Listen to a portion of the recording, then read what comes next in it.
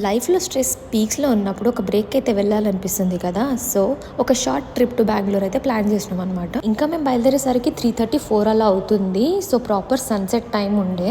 నాకైతే ఎన్ని రోజులకు అట్లా బయట గాలికి వస్తున్నట్టు అనిపించింది. మస్తుండే అసలు. మీ అందరికీ తెలిసిందే కదా, నాకున్న బిజియెస్ట్ స్కెడ్యూల్లో హౌస్ హోల్డ్ షోర్స్ అవ్వచ్చు, బేబీని చూసుకోవడం అవ్వచ్చు, ఇంకా ఆఫీస్, ఇవన్నిటికీ చాలా ఫెడ్అప్ అయిపోయి ఇంకా లాస్ట్కి నాకు అనిపించింది నేను రీబూట్ అయ్యే బదులు షట్ డౌన్ అయిపోతానేమో అని. ఇంకా మదర్హుడ్ అంటే తెలిసిందే కదా, ఈ డ్యూటీస్ మాత్రం మనకు అస్సలు తప్పవే ఎక్కడికి వెళ్ళినప్పుడు కూడా. ఇంకా రూట్లో హ్యాల్ట్ తీసుకున్నాము. ఇది కర్నూలు దగ్గర ఛార్జింగ్ స్టేషన్లో. కార్ ఒక్కటే ఛార్జ్ చేయకుండా మేము కూడా మమ్మల్ని మేము రీఛార్జ్ చేసుకున్నాము, ఒక మంచి కప్ ఆఫ్ టీని సిప్ చేస్తూ. అండ్ మన లేడీస్ గురించి తెలిసిందే కదా, ఎక్కడ బట్టల షాప్ కనిపించినా వెళ్ళిపోవాల్సిందే. ఇంకా ఈ తర్వాత మేము మస్తు అలసిపోయి ఉండే, ఇంకా డిన్నర్ కూడా ఫినిష్ చేసేసుకున్నాము.